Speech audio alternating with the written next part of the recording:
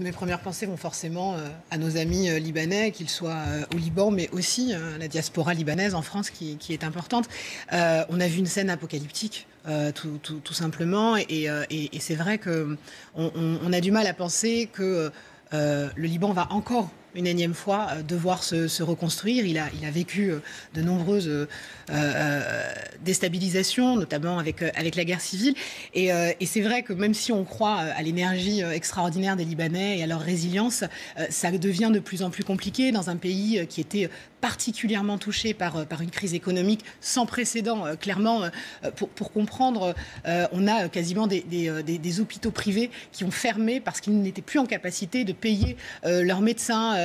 On a quasiment des gens qui ont du mal à se nourrir, près de 3000 enfants qui ont vraiment des problèmes de nutrition.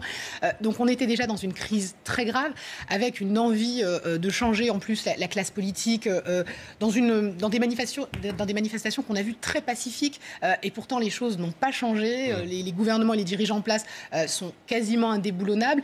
C'est compliqué. Sauf que là, ils vont être mis face à leurs responsabilités. C'est peut-être le seul élément positif, entre guillemets, qu'on pourra retirer de cette catastrophe. Je pense qu'il est effectivement temps que les choses changent au Liban.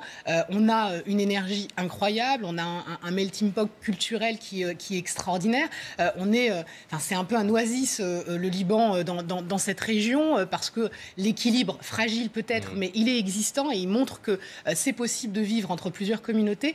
Mais il faut clairement aider le Liban. Et aujourd'hui, l'appel à l'aide, il a été clair, il a été franc. La France y a répondu, Israël également, c'est quand même rarissime, c'est presque symbolique que Israël immédiatement propose son aide et puis surtout infirme le fait qu'ils ne sont pas responsables de cette attaque.